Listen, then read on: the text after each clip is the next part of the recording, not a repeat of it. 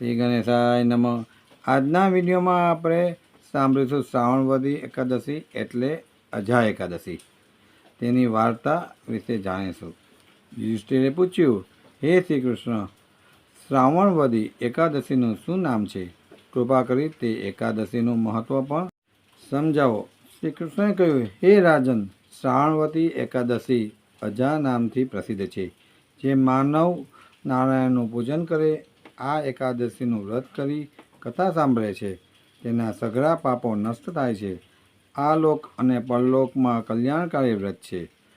પૂર્વે હરિશ્ચંદ્ર નામના ચક્રવર્તી અને સત્ય પ્રતિજ્ઞાવાળા, જે આખી પૃથ્વીના અધિપતિ રાજા હતા, કોઈ કમનસીબને લીધે સ્ત્રી તથા પુત્રને વેચી પોતે પણ ચાંડાલને ઘેર વેચાઈને તે દાસ થઈને રહ્યા, પણ સત્યપાલન ચૂક્યા નહીં.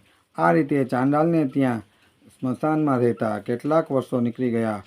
મારો છૂટકો કઈ રીતે થાય તેની સતત ચિંતા કરવા લાગ્યા.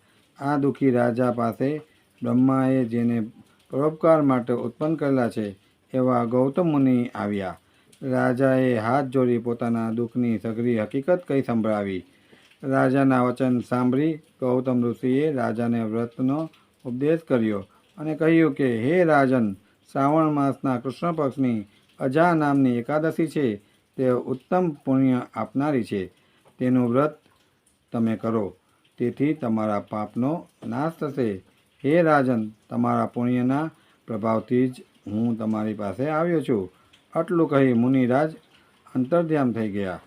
પછી મુનિના કહેવા પ્રમાણે રાજાએ વ્રત તેમજ જાગરણ કર્યું, તેથી સઘળા પાપો નષ્ટ થયા.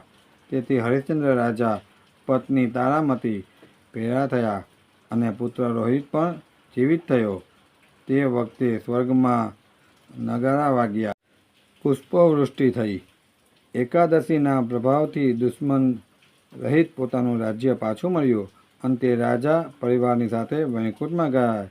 હે રાજન, જે માણસ આ અજા નામની એકાદશીનું વ્રત કરે છે, તે સઘળા પાપોથી મુક્ત થઈ પરમપદને પામે છે. આ કથાના શ્રવણથી અથવા તો પાઠથી અશ્વમેઘ યજ્ઞનું ફળ મળે છે.